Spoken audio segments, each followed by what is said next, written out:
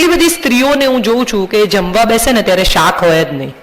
સૂકો મેવો ઘરનો પુરુષ ખાય પણ પોતે ના ખાય. ને કોઈ ના નથી પાડતું. પતિની વિટામિનની ગોળીઓ એના હાથમાં આપે પણ પોતાની ના લે. કેમ? તો કે મને તો ચાલે. આ કેટલા વર્ષોથી એને શીખવવામાં આવેલા એવા પ્રકારના અર્થહીન સંસ્કાર છે કે જેમાં એને એવું શીખવવામાં આવ્યું છે કે સ્ત્રી બલિદાનની દેવી છે. ત્યાગ, સમર્પણ, છોડી દેવું, આ બધું કરે પણ માફ ના કરે. ખરેખર બલિદાન માફ કરવામાં છે. હૃદય મોટું કરવું જોઈએ. હશે, થઈ ગયું, પડી ગયું, તૂટી ગયું, કહેવાઈ ગયું, બોલાઈ ગયું, જવા દો, ચાલશે. એમાં તો તરત દૂધ નહીં પીવાનું. કેમ? તો કે આપણે તો ચાલે. અને પછી 40, 45, 55 ની ઉંમરે ઘૂંટણ દુખે ત્યારે કે મેં બહુ મહેનત કરી છે જિંદગીમાં. પણ તમને કોઈએ ના નથી પાડી કેલ્શિયમ લેવાની. હું 1.5 કલાક ઊભી રહી શકું છું એક સરખી હીલ ઉપર, મને પગ નથી દુખતા. અગત્યનું એ છે કે સ્વયંને પ્રેમ કરીએ. પહેલો સંબંધ જાત સાથે છે. મારા ગ્લાસમાં શરબત હશે તો હું શરબત શેર કરીશ, ને મારા ગ્લાસમાં કાદવ હશે તો હું કાદવ જ શેર કરી શકીશ. હું જ ફ્રસ્ટ્રેટેડ છું, હું જ અભાવોમાં છું, હું જ દુઃખી છું, મને જ પીડા છે, મારી જેટલી ફરિયાદો છે, હું તમને શું આપીશ? મારી જાતને તો વાલ કરું, મારી જાતને તો ચાહું. મને તો હું મારા તો વખાણ કરું, મારે વિશે તો ખુશ રહું. હું દર વર્ષે મારા પોતાના માટે birthday gift buy for myself and that's my gift to myself. બીજા લોકો તો જે આપતા હોય, આ મારી ભેટ છે મને સ્વયંને. અને કેમ નહીં ખરીદવાની? કોઈ આપે, કોઈ અપ્રૂવ કરે, એ મારી બર્થડે ભૂલી ગયા, પણ તમે યાદ રાખીને તમે લઈ આવ્યા ને, તમને મજા છે ને. આપણે જાતે મજા કરતા નથી, બીજા પાસે એવી આશા રાખીએ છીએ કે આપણને મજા કરાવે. જેની પાસે આપણે સુખની આશા રાખીએ છીએ એને આપણે એવો અધિકાર આપોઆપ આપી દઈએ છીએ બાય ડિફોલ્ટમાં કે આપણને દુઃખી કરે. અને પછી એવી ફરિયાદ છે કે મને દુઃખી કરે છે, મારા પર અત્યાચાર થયો છે.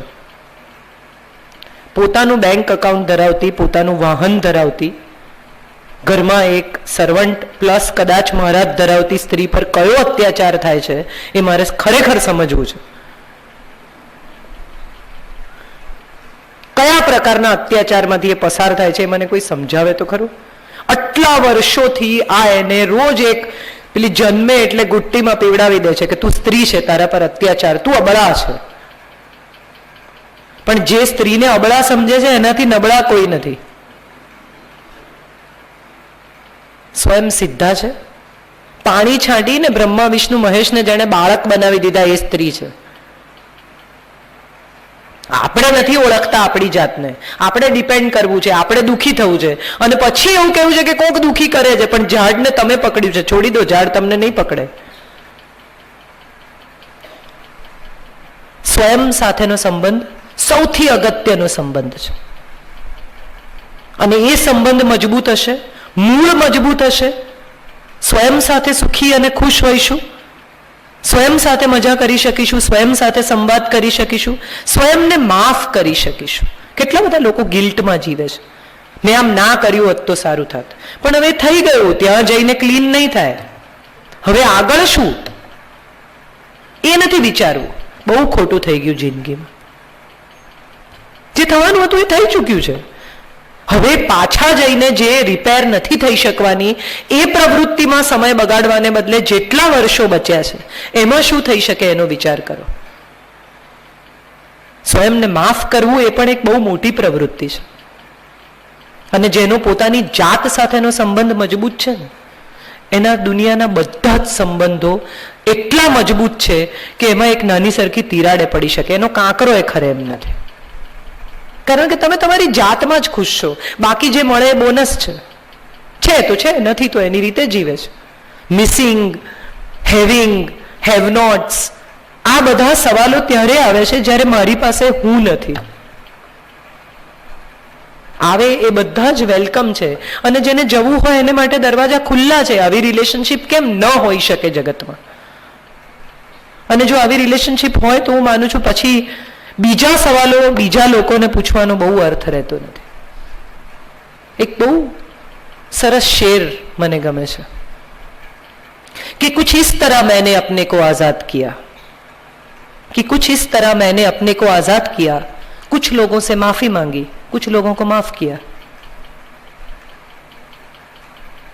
આટલું પણ જો થઈ શકે તો હું માનું છું બાકી કોઈ સંબંધો વિશેના સવાલો, મારી કોલમ બંધ થઈ જશે ટૂંકમાં. જો દરેક માણસ આ સમજી જશે તો મારી કોલમ વાંચનારા નહીં હોય. Thank you so much.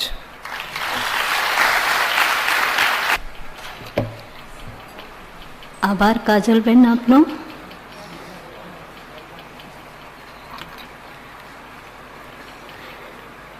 Sir, question answer session will start.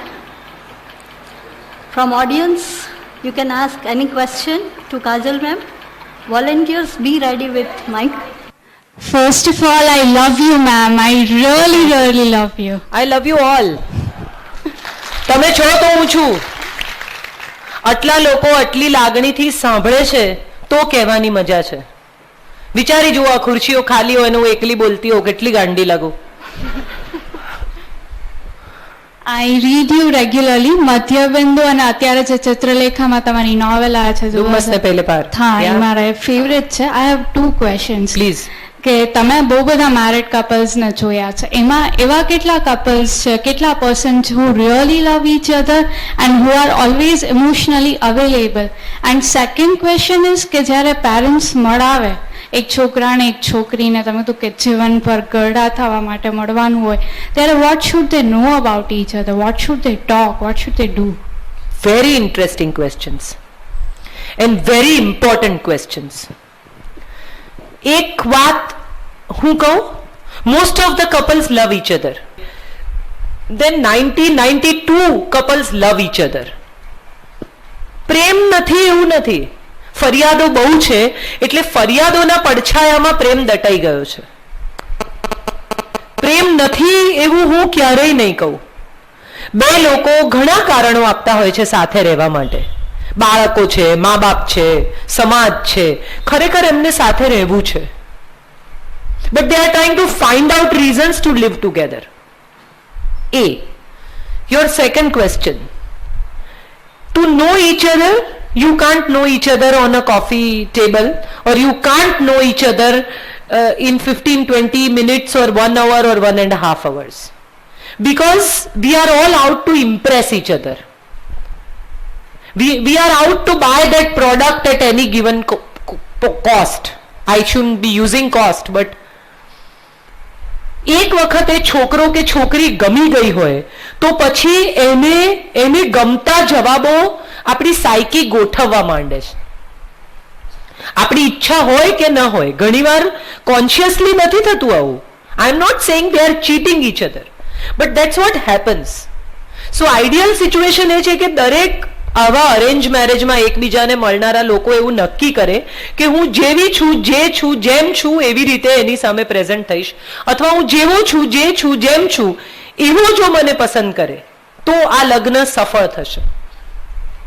બહુ જ સુપરફિશિયલ હોય છે આવી મીટિંગ્સ. હું તો બહુ જ વિરોધ કરું છું આવા પ્રકારના અરેન્જ મેરેજીસનો, આવા લગ્ન મેળાઓનો. 15 મિનિટમાં, 20 મિનિટમાં, 1 કલાકની અંદર લોકો નક્કી કરી લે કે હવે આખી જિંદગી જોડે જીવીશું. પ્રથમ નજરના પ્રેમ જેવું કશું ખરેખર હોતું જ નથી. તમે કોકને જોયા ને ગમી ગયા એ આકર્ષણ છે, પ્રેમ નથી. You are attracted, infatuated, dragged. I don't know what word you want to use, but these are the words.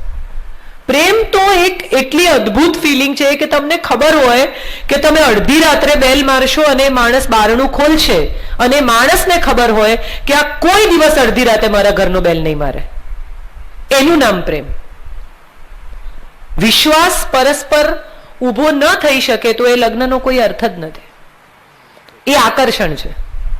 અને શરીર પૂરતું, ગુણવંત શાહનું એક બહુ સરસ વાક્ય છે કે એક માણસ 2 ભૂરી આંખોના પ્રેમમાં પડ્યો અને આખા શરીરને પરણવાની ભૂલ કરી બેઠો.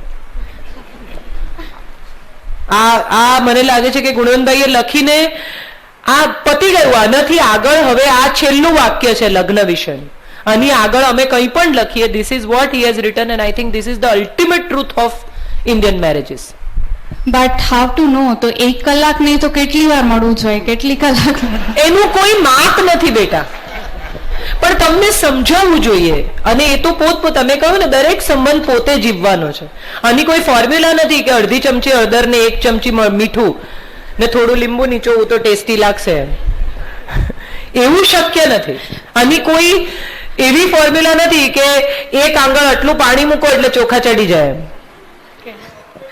Thank you and I really love you. Thank you very much. Thank you. તું મારી પ્રપૌત્રી જેવડી છો એટલે હું આ સાહેબનો જવાબ આપું છું. બેને મેડમે જે કીધું એકદમ પરફેક્ટ છે. We can never know each other but we can definitely know our self. આપણે કેટલા એડજસ્ટ થઈ શકશું, સમયની સામેની વ્યક્તિને કેટલું જલ્દી આપણે બદલાવી શકશું, આ શિક્ષણ એ બુક્સમાંથી મળશે, મા બાપ પાસેથી મળશે. ને જો એ શિક્ષણ પ્રાપ્ત થશે તો સારામાં સારું પાત્ર કે નબળામાં નબળું પાત્ર તમને સુખી કરશે. થેન્ક્સ. બહુ સાચી વાત છે.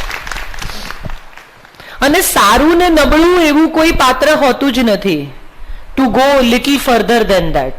Two people are made for each other or they are not made for each other. That's all. બે લોકો એકબીજાની સાથે જીવવા સર્જાયા છે અને અમુક બે લોકો એકબીજાની સાથે જીવવા નથી સર્જાયા પણ ભટકાયા છે. હવે એનું કંઈ થાય એમ નથી. જી. But I really appreciate you to write such novels જે આપણી ઓડિયન્સ બહુ એક્સેપ્ટ નથી કરતી. તમને પણ ખબર હશે, જ્યારે પણ કોઈ ગર્લ આવા થોટ્સ કે છે સમાજમાં તો મોસ્ટલી એને એક્સેપ્ટ જ નથી કરતા. So I just want ask you કે એવું શું કામ છે, ખાલી ઇન્ડિયામાં જ એવું શું કામ છે કે કોઈ ગર્લ જ્યારે પણ કંઈ નવું રજૂ કરે તો તરત જ એનો વિરોધ થઈ જાય? First question. Second question is કે how to find a perfect life partner? There is no word like a perfect life partner. Okay, there is a word called perfect life, and which only we can create for ourselves. Okay. There is no one who will give you a perfect life. It is your life and you have to work for it. For your happiness, for your comfort, for your contentment and for your peace. કોઈ દુનિયાનો બીજો માણસ તમારા માટે કામ નહીં કરી શકે. આ એવું છે કે મારે અમદાવાદથી રાજકોટ આવવું હોય તો મારે જ નીકળવું પડે. હું કોકને એમ કહું તમે જરા જતા હો, પોસિબલ નથી. ઓકે. અને થર્ડ ક્વેશ્ચન કે મોસ્ટલી જેને પણ તમે પૂછો તો everybody, your mom, dad and everyone advice કરતા હોય કે you should get married and you should get independent, everything is fine. But what I feel is કે તમને જ્યાં સુધી તમારા પર ટ્રસ્ટ નથી, you are not ready, how can you get married and why can't you marry your self? If you are independent તો લોકો એવું જ કહેતા હોય કે ના ના તમારે મેરેજ કરવા જરૂરી જ છે. સો ડુ યુ થિંક કે જરૂરી જ છે? ના, જરાય જરૂરી નથી. લગ્ન એ હૃદય સાથે જોડાયેલો સંબંધ છે. તમને એમ લાગે કે આ માણસ સાથે આખી જિંદગી જીવવું છે અને આ માણસ વિના નહીં જીવી શકાય તો જ લગ્ન કરવાના. બાકી જો એમ લાગે કે હવે આ જ પરિસ્થિતિમાં માતા પિતાના આગ્રહથી, ફલાણા કારણે, ઢીકણા કારણે, આર્થિક કારણોસર લગ્ન કરવા નીકળેલા લોકોના કારણો જતા રહે તો એની જોડે લગ્ન પણ ધોવાઈ જાય. કોઈ કારણ ન હોવું જોઈએ કોઈની સાથે જીવવા માટે. બસ એટલું જ કારણ, જો એને કારણ કહેવું હોય તો હોવું જોઈએ કે આના વગર નહીં જીવાય. ઓકે. અને પહેલા સવાલનો જવાબ કે એવું કેમ છે? એક્ઝેક્ટલી. પહેલા સવાલનો જવાબ એ છે કે એવું છે. કેમ છે એનો જવાબ તમારી પેઢીએ એટલા માટે શોધવાનો છે. આઈ એમ વેરી સિરિયસ. વાપરવાનો પ્રયત્ન જ નથી કર્યો. જે લોકો અત્યારે 40માં, 45માં, 50માં છે એ બધાએ તૈયાર ભણે બેસીને ચમચીથી ખાઈ લીધું. મા બાપે જે કહ્યું એ કરી નાખ્યું. ટુ મોસ્ટ મારા જેવા લોકો બહુ જ ઓછા છે કે જેણે માથું ફેરવીને ધાર્યું કર્યું અને એના પરિણામો પણ ભોગવ્યા અને એના EMI પણ ચૂકવ્યા. પણ બાકીના લોકો, જે લોકોએ માતા પિતાના કહે જિંદગી જીવી નાખી, એણે કેમ, શા માટે ક્યારે, કોણ, કેવી રીતે, હવે શું, આવા સવાલો કદી પૂછ્યા જ નથી. હવેની પેઢી પૂછે છે કેમ કરવાનું, મારે લગ્નમાં કેમ આવવાનું, હું ત્યાં આવીને શું કરીશ. આ સવાલો અમને કદી થયા જ નથી. આપણે લગ્નમાં જવાનું છે એટલે અમારે ચણિયાચોળી પહેરીને તૈયાર થઈ જવાનું, સવાલો પૂછવાનો હોય જ નહીં.